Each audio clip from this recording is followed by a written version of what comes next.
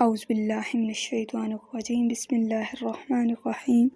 اللہم صلی علی محمد وعلی آل محمد کما صلیت علی ابراہیم وعلی آل ابراہیم انک حمید مجید اللہم بارک علی محمد وعلی آل محمد کما بارکت علی ابراہیم وعلی آل ابراہیم انک حمید مجید۔ سیکنڈ سیشن کا آغاز کرتے ہیں پیام نکاح رسول اللہ صلی اللہ علیہ وسلم اور حضرت خدیجہ رضی اللہ عنہا۔ میسرہ سے اب واقعہ سننے کے بعد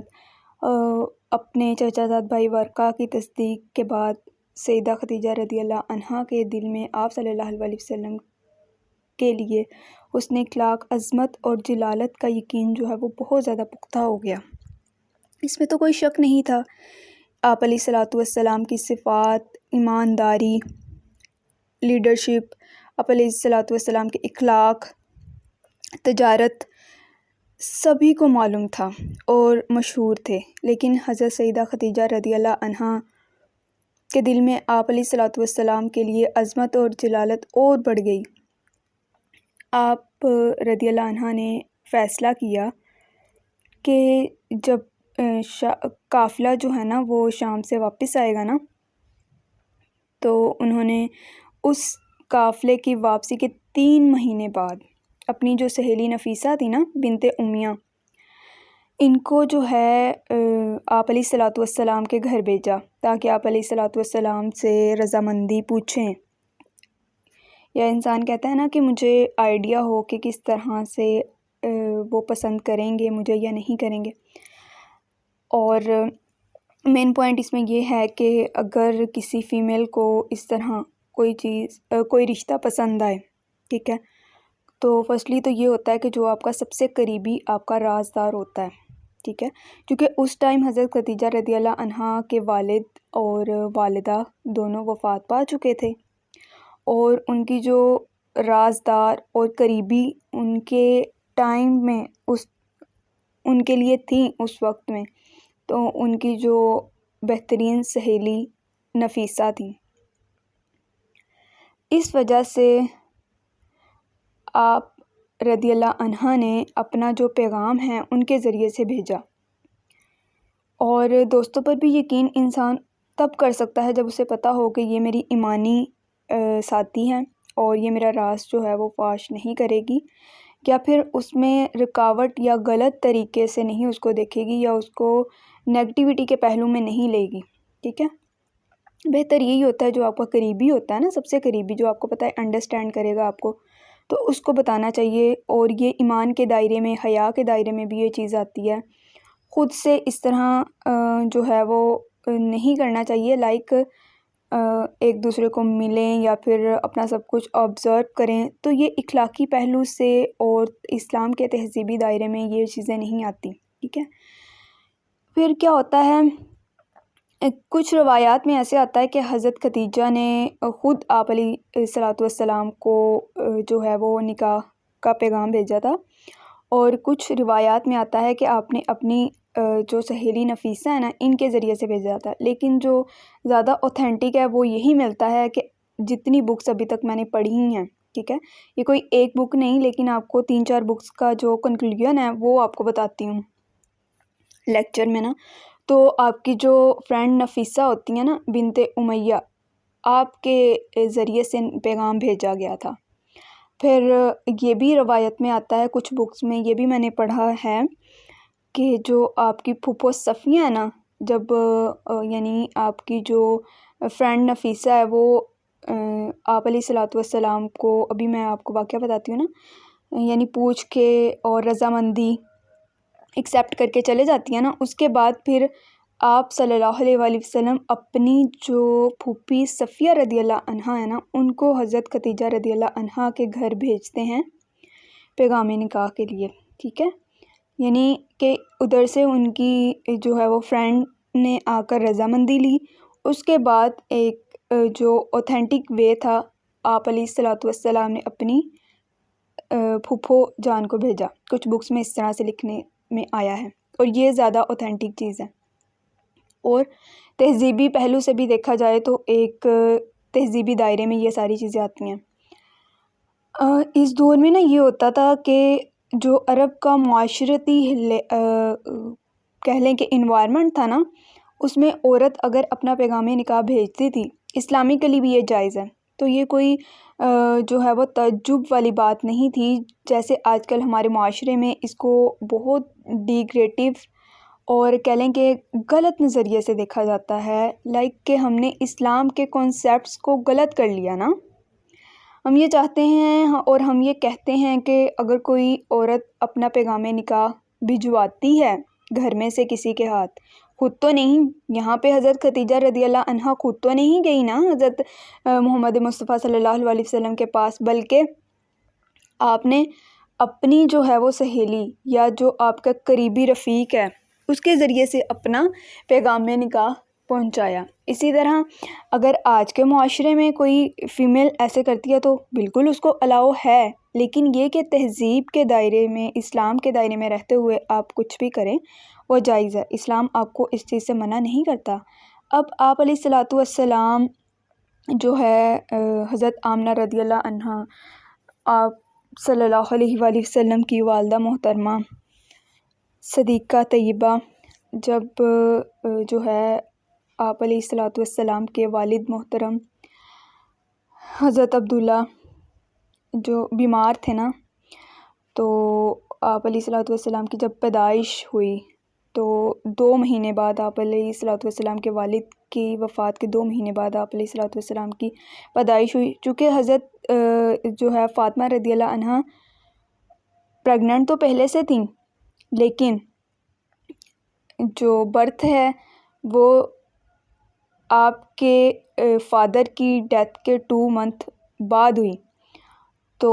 کیا ہوتا ہے کہ تب اس ٹائم پہ آپ کی کفالت کرنے کے لیے، آپ کو سپورٹ کرنے کے لیے حضرت آمنہ رضی اللہ عنہا کے جو ہے لا میں سے آپ کے جو یعنی آپ علیہ السلام کے جو چچا ہے نا ابو طالب، ان کے گھر میں آپ علیہ السلام رہتے تھے، تو اسی وجہ سے آپ اپنے چچا حضرت ابو طالب ہی کے گھر میں تھے، تو پھر ادھر ہی جو ہے آپ حضرت خدیجہ کی فرینڈ نفیسہ وہ آتی ہیں اور جو حضرت ابو طالب کی اہلیہ ہیں انہیں سلام پیش کرتی ہیں، ٹھیک ہے۔ دیکھیں یہ جو کچھ پہلو ہوتے ہیں نا، ایتھکس جو ہوتی ہیں وہ آپ کی ایتھیکل ویلیو یہ کبھی بھی لویسٹ نہیں جانی چاہیے، ان کا جو رول ہے نا وہ ایز اٹ از اس کو فالو کرنا چاہیے، چونکہ اسلام جو ہے وہ بہت اچھا دین ہے، اس وجہ سے ایتھیکل ویلیو میں سوشل پریکٹیکل ہر چیز میں ہمیں جو ہے وہ درس دیتا ہے تہذیب کا اور اچھے اخلاق کا، اس وجہ سے ان کو بھولنا نہیں چاہیے۔ اب آپ جاتی ہیں اور جا کر جو ہے وہ سلام پیش کرتی ہیں اور حالات پوچھتی ہیں، یعنی کہ انسان یہ پوچھتا ہے نا کہ آپ ٹھیک ہیں، اس طرح سے ان کو بیٹھنے کی اجازت دی جاتی ہے۔ آپ علیہ السلام کی طرف دیکھ کر نا کچھ تعریفی جملے ادا کرتی ہیں اور کہتی ہیں کہ آپ صلی اللہ علیہ وسلم سے کہ ایسا کیوں نہیں ہے کہ آپ شادی کیوں نہیں کر لیتے نا، اور کچھ بکس میں ایسے آتا ہے کہ ڈائریکٹلی کہتی ہیں، ٹھیک ہے، آپ علیہ السلام سے کہ میں آپ صلی اللہ علیہ وسلم، دیکھیں اس مجمع میں سبھی بیٹھے ہوئے ہیں، ٹھیک ہے، ایسے نہیں ہے کہ الگ سے جا کے کوئی بات کہی جا رہی ہے، کوئی جو ہے وہ اس طرح کی بات ہے کہ جو انسان اوپنلی نہیں کہہ سکتا، ایسا کچھ بھی نہیں ہے، ٹھیک ہے۔ پھر کیا ہے، آپ سے کہتی ہیں کہ آپ شادی کیوں نہیں کر لیتے نا، آپ صلی اللہ علیہ وسلم نے نفیسہ کو وہی جواب دیا جو آپ اکثر لوگوں کو دیا کرتے تھے۔ آپ صلی اللہ علیہ وسلم نے فرمایا ابھی میرے پاس شادی کے لیے نا مناسب مال و دولت نہیں ہے، یعنی میں اتنا زیادہ امیر نہیں ہوں، جب مال میرے پاس اتنا ہو جائے گا، چونکہ آپ علیہ السلام کو مال و دولت سے محبت تھی ہی نہیں، تو اس کے لیے آپ صلی اللہ علیہ وسلم نے کبھی اتنی زیادہ جو ہے وہ کہہ لیں کہ کوشش یا پھر یہ کہہ لیں کہ بہت زیادہ اس کے لیے سوچا نہیں تھا، لیکن آپ صلی اللہ علیہ وسلم کے حالات کچھ اس ٹائم پہ اس طرح کے تھے کہ آپ صلی اللہ علیہ وسلم کے پاس اتنی زیادہ دولت نہیں تھی کہ آپ سمجھتے تھے کہ میں شادی کر لوں، تو نفیسہ جو تھی نا وہ غالباً اسی جواب کا نا مطلب اس نے سوچ رکھا تھا، پھر اس نے کہا کہ کسی دولت مند خاتون سے آپ شادی کیوں نہیں کر لیتے جو ہے وہ خاندانی اعتبار سے بھی اچھی ہو اور آپ کے گھرانے نہایت عمدہ گھرانے سے تعلق رکھتی ہوں. آپ صلی اللہ علیہ وسلم نے پوچھا کہ ایسی خاتون کون ہے جو ایک کم مال والے شخص سے شادی کرنے کے لیے تیار ہو جائے گی؟ نفیسہ نے فوراً جواب دیا، خدیجہ بنت خویلد. پھر کیا ہوتا ہے کہ آپ علیہ الصلوۃ والسلام غور کرتے ہیں اور پھر سوچتے ہیں کہ حضرت خدیجہ سے رشتہ داری کا تعلق تو پہلے سے موجود ہے، قریش کا گھرانہ ہے، اور سردار جو ہے نا کسی پر جا کر بنو ہاشم اور بنو اسد آپس میں مل جاتے ہیں، یعنی کہ سردار یا پھر قریشی لحاظ سے دیکھا جائے نا اچھا قبیلہ جس کو کنسیڈر کیا جاتا ہے وہ ہے. اور سیدہ خدیجہ رضی اللہ عنہا جو ہے وہ اپنے اوصاف اور ایمانداری اور اپنی سخاوت کے لحاظ سے ذہانت اور نیک نامی کے تعلق سے اگر دیکھا جائے تو بہت اچھی خاتون ہے.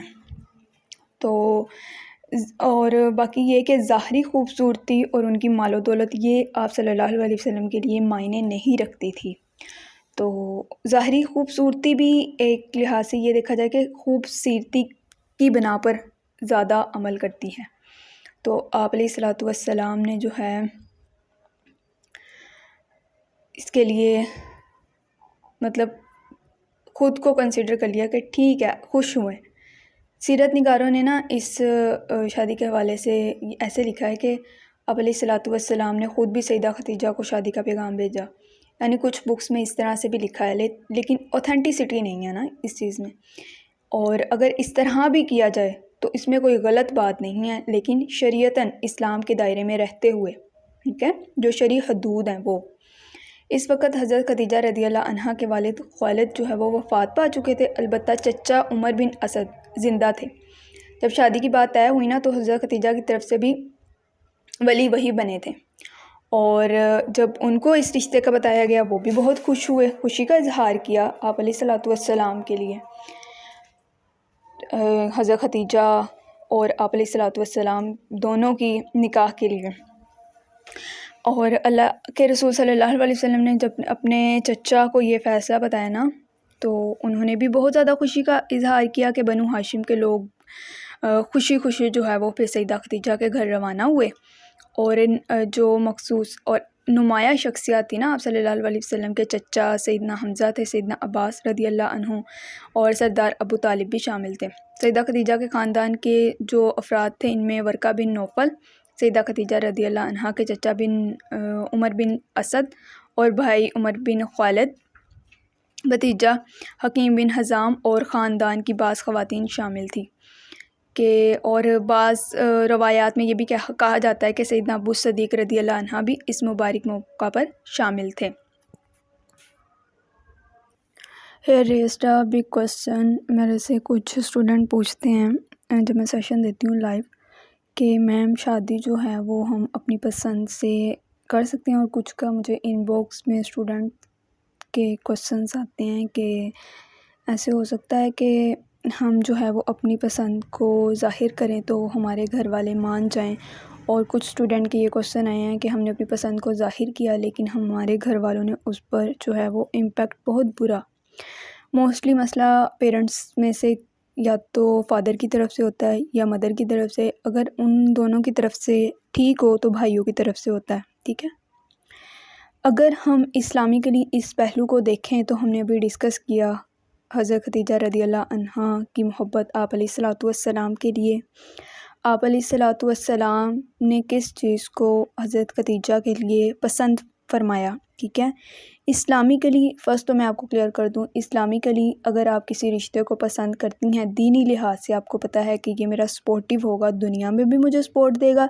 لیکن مقصد میرا دین کو ان کے ذریعے سے دین کے علم کو لینا ہے، دین کو پھیلانا ہے، اپنی نسلوں میں دین کو کنورٹ کرنا ہے، جو کہ شادی کا مقصد ہے، ٹھیک ہے. اچھی نسلیں پروان چڑھانی ہیں، نہ کہ دنیاوی لحاظ سے کہ اس یہ بہت امیر ہے، اس کا اسٹیٹس بہت اچھا ہے، اس کی وجہ سے مجھے رہائش اچھی ملے گی، اچھا گھر ملے گا، جو کہ آج کل کی لڑکیوں کی سوچ ہوتی ہے، ٹھیک ہے، میں برانڈ یوز کروں گی یا پھر میرے پاس اتنی دولت آ جائے گی، اس وجہ سے میں شادی کروں. یہ مقصد تو آپ کا نگلیکٹ ہو جاتا ہے یہاں پہ ٹوٹلی 100% شیورٹی کے ساتھ. لیکن آپ کا مقصد اگر دین کے لیے ہے اور آپ چاہتی ہیں کہ اگر میں نے اس کو چوز کیا ہے کہ آیا کہ وہ دین پر ہے. اور سیکنڈلی جب آپ نے کسی شخص کو چوز کرنا ہوتا ہے تو اس میں جو پریورٹی کی چیزیں ہوتی ہیں وہ آپ نے یہی دیکھنی ہوتی ہے جو ہمارا اسلام ہمیں بتاتا ہے کہ آپ سب سے پہلے اس کا دین دیکھیں. آپ کو آپ کے دین میں مضبوطی فراہم کرنے والا شخص ہے، آپ کی آخرت کو مضبوطی دینے والا شخص ہے، اور تھرڈ آپ کی نسلوں کو جو ہے وہ کس طرح سے کیری کرے گا، ویسٹ تو نہیں کرے گا آپ کی نسلوں کو اور آپ کو. یہ چیزیں جو ہیں وہ مد نظر رکھی جاتی ہیں. اسی طرح جب لڑکے نے لڑکی کو چوز کرنا ہوتا ہے تو اس میں بھی یہی چیزیں مد نظر رکھنی چاہیے کہ آیا لڑکی دین پر ہے، آیا وہ اس کی نسلوں کی حفاظت کرے گی، میری اور میرے خاندان کو اچھا سمجھنے والی ہوگی، ہمارے درمیان جو ہے وہ رکاوٹیں پیدا کرنے والی تو نہیں ہوگی، دین کو پھیلانے والی ہوگی، دین کے اکارڈنگ اپنی لائف کو لے کر چلنے والی ہوگی، مضبوط ہوگی. ٹھیک ہے، یہ چیزیں مد نظر رکھی جاتی ہیں. فزیکل اپیرنس اور کتنی امیر ہے، کیا اس کا اسٹیٹس ہے، یہ چیزیں میٹر نہیں کرتی ان ڈیٹ کیس اگر آپ کسی کو چوز کر رہے ہیں. ٹھیک ہے، موسٹ امپورٹنٹ پیرنٹس کی طرف سے ہم ڈسکس کر رہے تھے مسئلہ ہوتا ہے یا پھر سبلنگس کی طرف سے ہوتا ہے. تو پیرنٹس جو ہیں یہ اسلامکلی تو یہ الاؤ نہیں ہے کہ آپ بچی کی شادی اپنی مرضی سے کر دیں. ٹھیک ہے، نہیں الاؤ، چونکہ لائف جو ہے آپ کو بتا دیا لائف پارٹنر ہونا ایسا چاہیے. ہاں، آپ کے لائف پارٹنر میں اگر ایسی چیزیں ہیں تو آپ جس طرح اسلامکلی ہمیں بتایا گیا اپنے گھر میں سے جو رفیق ہے آپ کے پیرنٹس میں سے جنہیں آپ زیادہ اچھا سمجھتی ہیں، بھائیوں میں سے زیادہ اچھا سمجھتی ہیں جنہیں، ٹھیک ہے، انہیں بتائیں. کلوزلی جو رشتہ دار ہیں ایک ہونا چاہیے، زیادہ نہیں. اس کے بعد ان سے ڈسکشن کرنے کے بعد اپنی رائے دیں تحمل مزاجی کے ساتھ، جس طرح آپ کو بہتر لگتا ہے. آپ نے دین پر اس کو ایکسیپٹ کیا یا جو بھی چیزیں ہیں اس میں دینی لحاظ سے وہ آبزرو کریں، ان کو اجازت دیں، پرمیشن دیں کہ وہ دیکھیں کہ آیا کہ یہ چیزیں اس میں ہیں یا نہیں. گھر والوں نے بس اپنی سیٹسفیکشن کرنی ہوتی ہے کہ ہماری بچی جو ہے وہ اچھے گھر میں جائے. ایسا نہ ہو کہ وہ خود سے فیصلہ کرنے کے چکروں میں، جو کہ آج کل کی سوسائٹی میں بہت زیادہ عام ہو گیا، لڑکیاں کیا کرتی ہیں خود سے فیصلے کر کے پھر وہ فیصلے غلط ہو جاتے ہیں. بس ان چیزوں سے انہیں ڈر لگ رہا ہوتا ہے اور کچھ نہیں ہوتا. آپ کے پیرنٹس آپ کا کبھی بھی غلط نہیں چاہتے. ٹھیک ہے،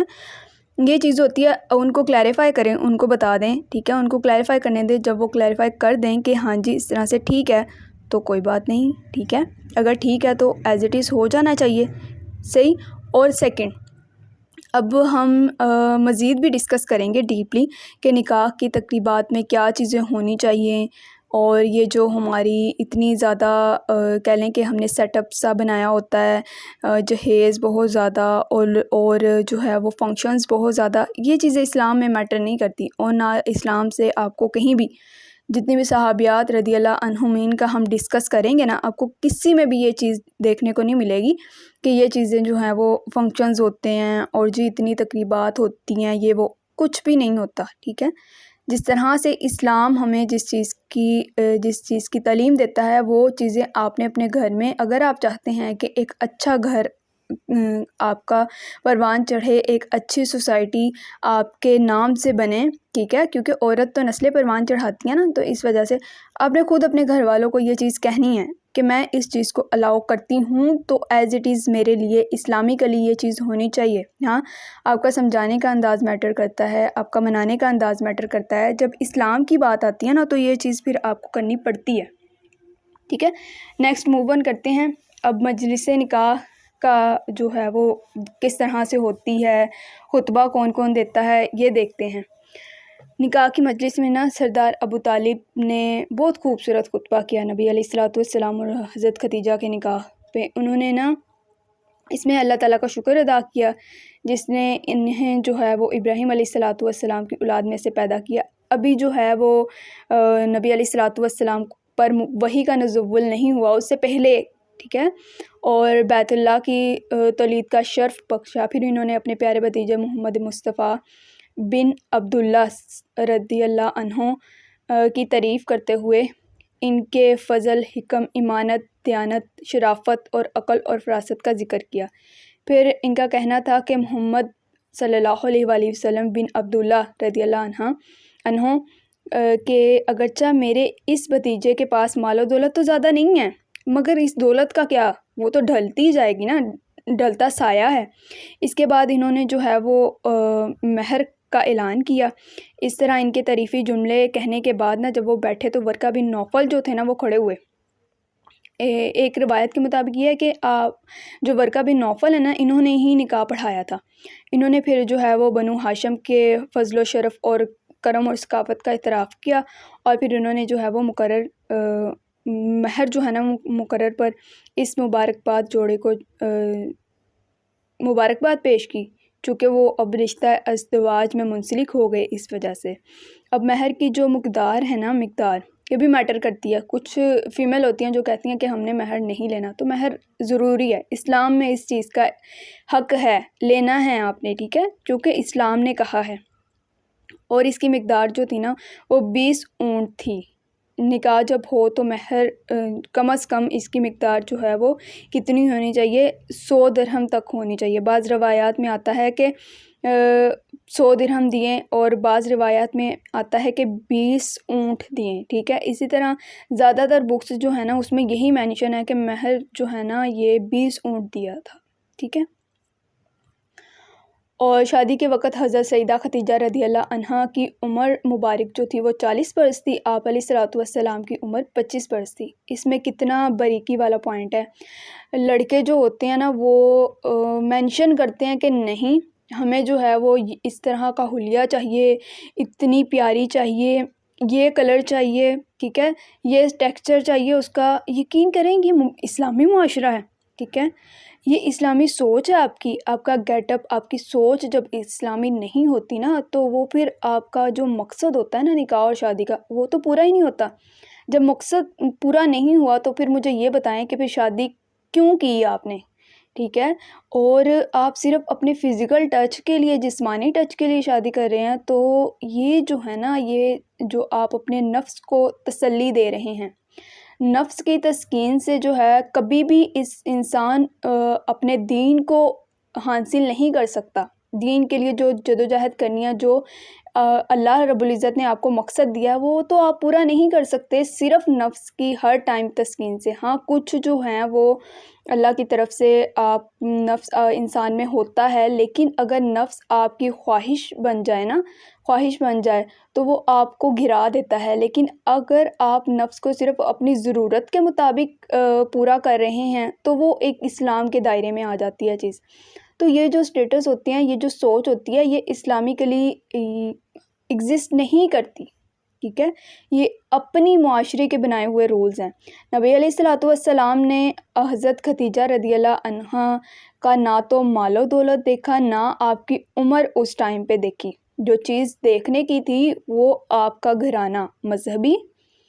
اور سمجھدار، پاکیزہ، اسلامکلی آپ کی جو سوچ تھی نا وہ بہت میٹر کرتی تھی۔ لائک آپ کو طاہرہ کے لقب سے پکارا جاتا تھا، آپ کو جو ہے وہ کوئین آف اسلام کہا جاتا تھا، پرنسز آف اسلام کہا جاتا تھا، یعنی یہ جو لقب ہے نا یہ آپ کے مشہور تھے۔ اس وجہ سے نبی علیہ الصلوۃ والسلام نے آپ کو چوز کیا تھا اس ٹائم پہ۔ اور پھر کیا ہوتا ہے، اب کیا ہوتا ہے نکاح کے بعد آپ صلی اللہ علیہ وسلم سیدہ خدیجہ کے گھر تشریف لے گئے اور وہاں قیام پذیر رہے۔ اب سیدہ خدیجہ رضی اللہ عنہا سے آپ صلی اللہ علیہ وسلم کی جو ہے نا تقریباً کہہ لیں کہ 24 برس تک رفاقت قائم رہی، یعنی کہ نکاح میں رہے، اور شادی میں یعنی شادی کے بعد جو ہے وہ اتنا ٹائم رہا۔ آپ علیہ الصلوۃ والسلام نے اس دوران کسی بھی عورت سے نکاح نہیں فرمایا، ٹھیک ہے۔ سیدہ خدیجہ رضی اللہ عنہا سے آپ علیہ الصلوۃ والسلام کو اتنی محبت تھی اور اتنا جو ہے وہ ان سے پیار کرتے تھے۔ سیرت نگاروں نے یہ بھی لکھا ہے کہ نکاح کے بعد جو ہے وہ اونٹ ذبح کیے گئے اور ان کو جو ہے اس کا گوشت جو ہے وہ فقراء میں تقسیم کیا گیا اور مجلس کو بھی جو ہے وہ دیا گیا تھا، ٹھیک ہے۔ سیدہ خدیجہ کی طرف سے یہ مہمان نوازی جو تھی نا، یہ ان کی طرف سے تھی اور ان کے لیے کوئی تعجب کی بات نہیں تھی، کیونکہ وہ مالدار خاتون تھی اور مہمان نوازی جو ہے وہ اربوں کی گھٹی میں تھی، اس وجہ سے۔